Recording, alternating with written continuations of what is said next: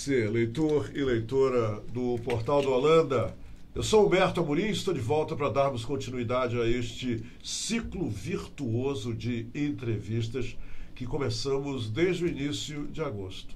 Você aí, eu aqui e aqueles que desfilaram aqui com as suas ideias, com as suas propostas. E hoje, olha só a minha sorte, eu estou recebendo a deputada Alessandra Campelo, que é a única mulher no parlamento amazonense. Verdade. Ela é conhecida pela sua bravura, pelo seu dinamismo, ela não arreda o pé daquilo que acredita. E está aqui, a partir de agora, para nos dizer todas as razões que ela possui para ser reeleita deputada estadual. Mas antes, nós temos esse papo agradável, fraterno com a deputada, eu quero pedir a vocês uma coisa, prestem bem atenção às propostas, às ideias, às declarações da deputada, porque aí reside os elementos para que você, com sabedoria, possa escolher no dia 7 de outubro, domingo agora, os melhores. Gente, nós não temos outra escolha, eu e você temos que escolher os melhores. Porque do jeito que está aí, a única tendência é piorar, tá? Pelo menos esse é um sentimento meu. E a gente pode mudar tudo isso. Os melhores nós temos que colocar aí. E os melhores nós temos que manter aí. Esse é o nome do nosso jogo, tá bom? Eu peço a Deus muita sabedoria a você. Eu quero que você volte para casa no dia 7 com a consciência tranquila, orgulhosa de ter feito a escolha certa. Eu vou voltar para minha casa assim, com toda certeza. Aguenta só um pouquinho, eu volto já já para conversar com ela, que agrega charme, elegância e muita competência à política amazonense, tá? Peraí. I wish I never sleep and seize every single day. Spend time with my loved ones, family and friends. All I want for life is to be safe and sound. We're always here with you. Eu estou de volta e agora é para valer. E sem mais delongas, vamos começar a conversar com a deputada Alessandra Campelo. Seja bem-vinda, tá? Obrigada. Que bom você veio aqui.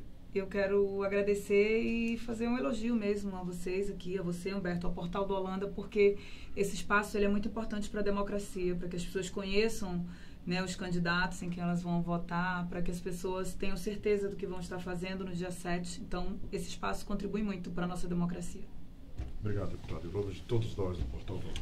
Deputado, eu não posso começar essa entrevista de outra forma. Eu gostaria de que você dissesse a todos os eleitores e eleitoras qual é o seu legado depois de quase 4 anos, aí na biqueirinha, né, uns 4 anos, do seu primeiro mandato. Mais de 3 anos e meio, quase 4 anos, e eu posso te dizer, Humberto, que uma das coisas que me faz eu me sentir, assim, ter aquele sentimento de dever cumprido é exatamente a postura que eu tive durante esse mandato. Você sabe que a gente passou por um momento de turbulência política no Estado, nós tivemos em menos de 4 anos 3 governadores, né? E eu, durante todo o mandato, me mantive sempre ao lado da população. Nunca tive nada pessoal contra qualquer governador, mas sempre me mantive uma postura da seguinte forma: se o governador manda algo que eu considero que é benéfico para a população, seja quem for o governador, eu defendo, eu falo favoravelmente, eu voto a favor. Se ele manda algo que eu acho que não é bom para o servidor público, que não é bom para a população, eu da mesma forma me manifesto contrário, voto contra, e se precisar falo alto, já coloquei dedo na cara lá para ser ouvida. Enfim, nós mulheres às vezes temos que falar mais alto do que o normal para sermos ouvidas. Ainda é assim, o machismo também reside no parlamento. Deputada, a maior parte, mais da metade dos eleitores é composta São mulheres. Por mulheres. A senhora poderia me dizer por quê? E eu disse isso com muito orgulho e entusiasmo. Só a senhora faz parte do parlamento amazonense na Assembleia Legislativa. Por que isso acontece? Por que não temos mais representatividade através das mulheres? Então, as pessoas confundem muito, às vezes dizem, mulher não vota em mulher. Não é isso. A questão é que as mulheres, quando vão fazer suas campanhas, elas têm muito mais dificuldade que os homens. Primeiro começa pela questão da verba partidária. Normalmente essa verba ela vai muito mais para os homens do que para as mulheres. Isso já começa a mudar agora. O problema das mulheres é que elas não conseguem chegar até o eleitor com a sua propaganda, seja ele homem ou mulher. E por quê, deputado? Porque os partidos dividiam de uma forma muito injusta o fundo partidário, o tempo de televisão, a estrutura que é contratada para uma campanha, como os ativistas, mais conhecidos como cabos eleitorais, transporte, combustível, material gráfico e principalmente o tempo de televisão e o recurso da campanha, ele era dividido de uma forma não paritária. Né? E hoje o TSE decidiu, e hoje nessa campanha todos os partidos precisam colocar no mínimo 30% do recurso para campanhas de mulheres. Porque o que acontece? A lei exige que 30% das candidatas de qualquer chapa sejam mulheres. Mas não vinha 30% do recurso, ele era dividido desproporcionalmente. Então a mulher ela recebia no máximo um kit de santinhos, né? aquele flyzinho pequenininho, que é a colinha, e pouquíssimas outras coisas, pouco aparecia na TV, também não tinha acesso ao fundo partidário, ao dinheiro, ao financiamento arrecadado. A realidade é que a maioria dos partidos ainda é dirigido por homens de forma majoritária nas suas composições, das direções partidárias. E o TSE começa a mudar essa realidade a partir do momento que 30% dos recursos partidários vão para as mulheres, pelo menos 30%, e pelo menos 30% do tempo de televisão. Então, você vai perceber que nessa campanha, as casas legislativas do Brasil vão ter um aumento na quantidade de mulheres. Foi dado condições para a mulher que já está no mandato e para a mulher que vai concorrer. Né? A gente passou a ter um auxílio maior e a gente sentiu de forma favorável este ano na contabilidade dos partidos. Deputada, eu imagino que durante essa campanha, esse período de campanha, a senhora tem se deslocado muito para o interior do estado, visitando os municípios, conhecendo melhor a realidade. Outros candidatos que passaram por aqui sempre fizeram uma correlação entre o interior e a palavra abandono e também citaram falta de internet, falta de estradas vicinais, falta de campo de pouso, falta de saúde, falta de assistência médica, tudo. Qual é a sua visão do interior? O Amazonas precisa de planejamento. Seja quem for o próximo governador, o atual ou o novo, enfim, não sabemos ainda, mas seja quem for, ele precisa planejar o nosso estado. Né? A gente precisa ter um planejamento estratégico de desenvolvimento. A gente não pode depender só do polo industrial de Manaus. A gente precisa desenvolver o setor primário, a agricultura, onde aquele município tiver uma potencialidade para aquilo. Por exemplo, a área ali de Altaz e Careiro da Várzea, Careiro Castanho, eles têm um potencial para a indústria de laticínio, seria chamada da bacia leiteira, mas hoje ali tem um potencial muito maior na área mineral. Né, uma grande jazida ali de potássio, enfim, que deve ser explorada. É preciso que se diminua a burocracia para desenvolver, e a gente precisa também de indústrias que vão beneficiar esses produtos. A gente tem que parar de exportar os nossos produtos in natura. A gente precisa tirar o minério, mas a gente precisa também de indústrias que possam gerar empregos aqui, ou no polo industrial de Manaus, ou nos municípios mais próximos, na região metropolitana, onde o problema da energia elétrica começa a ser resolvido, né? Que essa era uma barreira para o desenvolvimento. Você tem que pegar locais, por exemplo, como Manacapuru, que tem um grande potencial na produção de juta e malva. Hoje, essa produção praticamente se encontra abandonada, porque nos 3 primeiros anos desse mandato, né, o governador que não está mais no governo hoje, que foi cassado, parou a distribuição da semente, o pagamento da subvenção da juta e malva, etc. Aí você pega ali a juta e malva in natura, mas não é só isso, você precisa ter uma indústria para realmente processar essa juta e essa malva. Porque se isso funciona no Pará e se funciona em outros lugares, se tem indústria têxtil de juta e malva até em São Paulo, como é que aqui no Amazonas a gente produz e não tem a indústria? Então aí você vai vendo a potencialidade de cada região, né, e desenvolvendo de acordo com aquela potencialidade. Tem locais que o potencial é muito mais turístico. A gente precisa ter um investimento mesmo na indústria do turismo aqui no nosso estado. Você vê um local como o Presidente Figueiredo, além da questão mineral, tem o potencial turístico, né? mas o que você tem ali hoje, basicamente, é a arrecadação que vem ali da Jaioro, que ficou com risco de sair aqui do Amazonas por conta da possibilidade da saída das fábricas de concentrados de refrigerante, de Guaraná, e você tem aquele potencial mineral. E, fora isso, você não vê um investimento maior para desenvolver o turismo, por exemplo, a não ser nas grandes festas, né? Você vê locais pequenos, como, por exemplo, é bonito no Mato Grosso. Há 12 anos o que era bonito? Era um lugar meio que um santuário, onde a gente ouvia falar muito raramente, mas foi se desenvolvendo de uma forma que Bonito, no Mato Grosso, hoje é um grande centro turístico. Né? É um destino nacional. Então, a gente também pode fazer isso.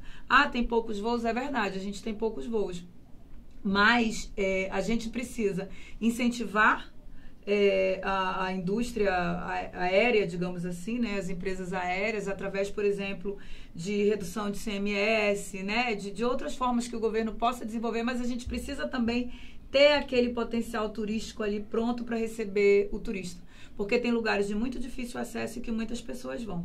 Você vê Jericoacoara, as pessoas chegavam em Fortaleza, que é um lugar de fácil acesso, mas elas tinham que pegar um ônibus, tinham que pegar um carro, tem até um nome lá que eles chamam, né, para andar nas pedras, nas dunas, etc. Mas elas iam até Jericoacoara, né? Começou a se fazer uma propaganda, apesar da dificuldade. Então, eu acho que apesar da dificuldade, a gente também pode viver. Agora, a gente precisa de um planejamento.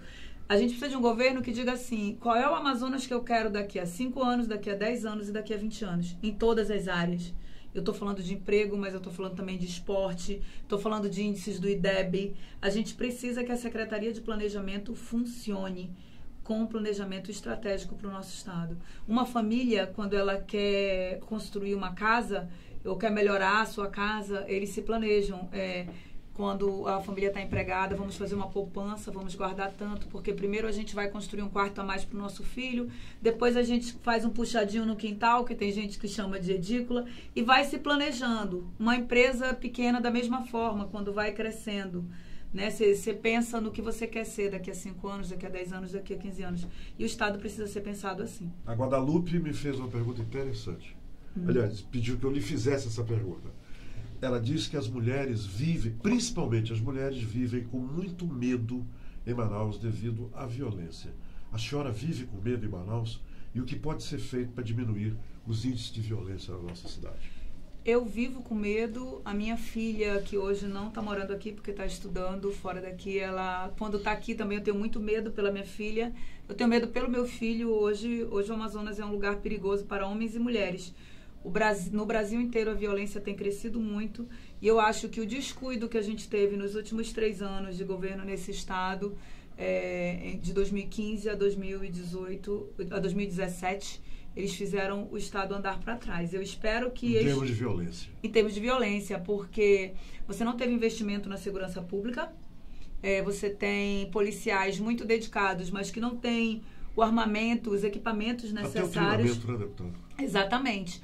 Você tem um efetivo pequeno, né? Você tem municípios onde o Estado coloca 10, 8 policiais, 6 policiais, e que obviamente é insuficiente. E aí eu estou falando de polícia civil e militar, e bombeiros militares também praticamente não houve investimento. Os maiores municípios de Manaus hoje, do Amazonas, desculpa, não tem hoje um aparato do Corpo de Bombeiros, por exemplo, para alguma tragédia que possa ocorrer. Mas, além do policiamento e do policiamento das fronteiras, que é a responsabilidade do governo federal e precisa urgentemente ser tomada uma decisão, uma posição, a gente também perdeu muito na segurança pública pela ausência de programas sociais que acolham os jovens nos bairros mais pobres, principalmente. Aquele jovem não tem alternativa. Isso é cobrado? Eu cobro muito. Eu sou uma deputada que uma das minhas características é a fiscalização e a cobrança de ações por parte do governo para atender a população, independente de quem seja o governador. Eu sempre tenho mantido uma postura de cobrar dos governos o que cabe de direito da população. Então, acho que a população paga os seus impostos, mesmo quem acha que não paga, se for comprar 1 quilo de farinha, 1 quilo de arroz, ou um ovo numa taberna, numa mercearia, ela está pagando imposto, porque aquilo foi produzido numa empresa que paga seus funcionários, aquilo foi transportado num carro que paga combustível, que tem também ICMS, enfim, todos nós pagamos impostos todos os dias. E nós precisamos que os governos respondam a contento. Eu acho que o estado do Amazonas de 2015 a 2017, ele andou para trás muito em todas as áreas, saúde, educação, segurança, e a gente vai ter que correr atrás desse prejuízo agora. A Dália Cristina pergunta para a senhora qual é o projeto que a senhora voltou especificamente para as mulheres, e qual será um outro projeto que a senhora voltará para as mulheres se reeleita. Olha, Dália, obrigada pela pergunta. Eu tenho muitos projetos na Assembleia voltados para as mulheres. Eu vou dar aqui um exemplo. No orçamento do Estado, por várias vezes eu apresentei emendas para que fossem aumentados o número de delegacias das mulheres no interior, né? E em Manaus. Em Manaus a gente tem uma delegacia da mulher no Parque 10. O Amazonas tem um dos maiores índices de violência contra a mulher, seja feminicídio, assédio, estupro, enfim, diversos casos. Violência doméstica, principalmente esse. E eu coloquei no orçamento. Durante 3 anos, isso foi rejeitado na LDO, que é a Lei de Diretrizes Orçamentárias. Este ano eu consegui colocar, né? Espero que seja aprovado na Lei Orçamentária Anual, no final do ano. E nós precisamos também de moradia para as mulheres que são vítimas de violência. Eu não sei se as mulheres que estão em casa sabem, mas tem mulheres que são vítimas de violência doméstica ao ponto de terem que fugir da sua casa e morar em abrigos mantidos pelo Estado com seus filhos. E ali onde deveria ser uma casa de passagem, um lugar temporário, tem mulheres que ficam 1 ano, 2 anos e não têm onde morar. Também coloquei fiz uma lei para que as mulheres que vivem nessa situação, comprovadamente pelo Ministério Público, pela Justiça e pela própria polícia, enfim, e os serviços de assistência social, que essa mulher tenha prioridade na obtenção de um lar para morar com seus filhos, né? Também coloquei nas leis do Estado uma lei que garante um programa de capacitação para as mulheres vítimas de violência doméstica, porque você tem muitas mulheres que hoje não saem da situação de violência doméstica porque não tem como sobreviver economicamente com seus filhos. E essas mulheres, elas precisam de um apoio, de uma capacitação para voltar ao mercado de trabalho ou até para abrir um pequeno negócio próprio, né? Às vezes um salão na própria casa, um salão de beleza, às vezes cozinhar para fora, fazer doces, enfim, costurar. Tem muitas coisas que uma mulher pode fazer, além de cursos mais técnicos, na área mesmo de computação, enfim, e outro tipo de capacitação. Então, eu acho que essa mulher que quer sair da situação de violência, que hoje vive presa a isso, ela precisa de um apoio, né, do poder público. A Ivana Piccolo diz o seguinte: fale da BR-319. A senhora acha que essa BR em 3 anos será recuperada? E também dos 55 mil desempregos criados no Distrito Industrial. Olha, Ivana. Um dos motivos, Ivana, que eu acredito também a questão do aumento da violência é nós termos mais de 60 milhões de pessoas desempregadas no Brasil. Isso com certeza contribui. Então a gente precisa dar perspectiva e oportunidade para os jovens e para as pessoas que hoje, com 35, 40 anos, não conseguem voltar para o mercado de trabalho. O desemprego está tão alto que a seletividade fica tão grande que pessoas com 40 anos... Eu tenho 43 anos e uma mulher com 43 anos, dependendo da formação dela, ou um homem, eles não conseguem voltar para o mercado de trabalho. Mas sobre a BR-319, eu quero te dizer que é uma luta também do meu mandato, mas nós, como deputados estaduais, pouco podemos fazer além de audiências públicas e solicitações. Eu acredito muito que neste próximo mandato do próximo presidente da República, nós teremos finalmente a nossa BR-319, porque eu acho que chegou em todos os limites que pudessem ser aceitos pela população. Hoje a BR está trafegável em precárias condições durante o verão, mas quando chove, enfim, as pessoas atolam, têm que ser resgatadas, né? E é importante a população saber que é apenas um trecho da BR. A BR-319, ela existe. E um trecho dela, que são cerca de 400 quilômetros, bem no meio da BR-319, ele não está asfaltado. Então, não é uma estrada nova que se quer construir, é apenas reformar uma estrada que já existe. E eu acho que a gente tem que lutar. Eu mantenho o meu mandato e a minha postura em defesa, porque nós somos barrados não só pela questão ambiental, Humberto. Vamos lembrar que tem indústrias, empresas fora do Amazonas que não querem que o Amazonas cresça. E a BR-319, ela vai abrir um potencial econômico muito grande para o nosso estado. Nós também somos barrados pelo Sul e Sudeste em relação à BR-319, porque eles não querem concorrência. Infelizmente, o nosso tempo terminou e só me resta agora lhe dar 2 minutos para a senhora dizer aos eleitores e eleitoras por que quer ser reeleita. Ok. Bem, primeiro eu quero agradecer a todas as pessoas que me receberam nas suas casas durante essa campanha que chega agora na reta final, pelos abraços, pelo carinho, pelo reconhecimento ao meu trabalho, porque eu senti isso verdadeiramente. E eu quero também, Humberto, aqui dizer a você que ainda não decidiu o seu voto, que ainda está pensando em quem votar, quero ser a sua opção. Eu sou a deputada mais atuante da Assembleia, e isso está escrito lá no site da Assembleia, porque eu sou a que mais apresentou projetos de lei. O segundo colocado apresentou cerca da metade dos projetos de lei que apresentei. Sou a mais fiscalizadora, sou líder em representações ao Ministério Público Federal e Estadual denunciando atos de corrupção ou suspeitas de corrupção.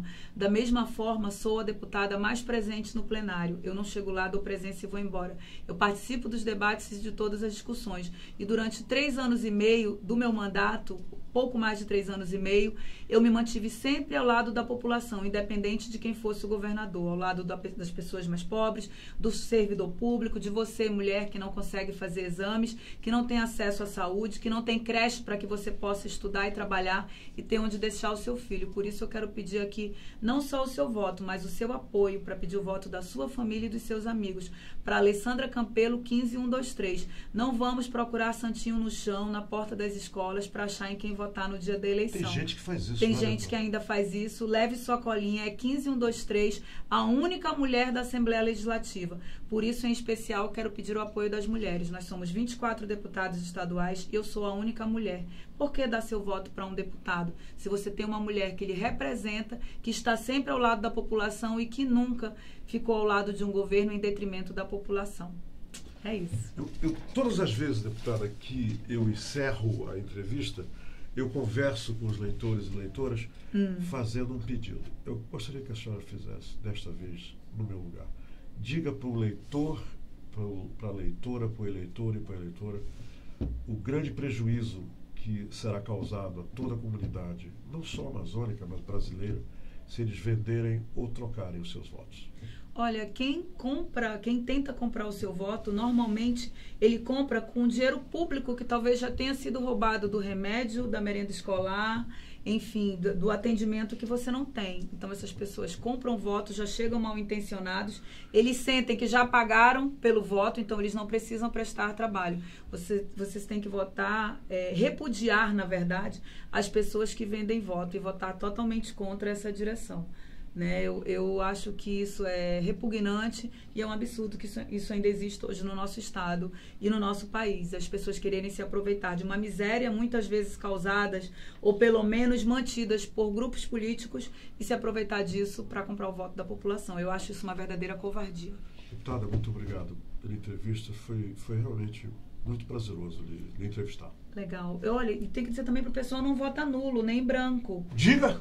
Porque se você votar nulo em branco, o voto de quem está votando tem peso 2. Então a escolha dele vai valer para você. Pronto. Isso é importante. Falou disso. Escolha e vote. Falou disso. E outra coisa, se alguém tentar comprar o seu voto ou trocar seu voto, liga para a Polícia Federal. Exatamente. Chama o fiscal do TRE e resolve isso. Tira foto, grava e denuncia. Tá aí. Minha gente, obrigado pela companhia. É 15123.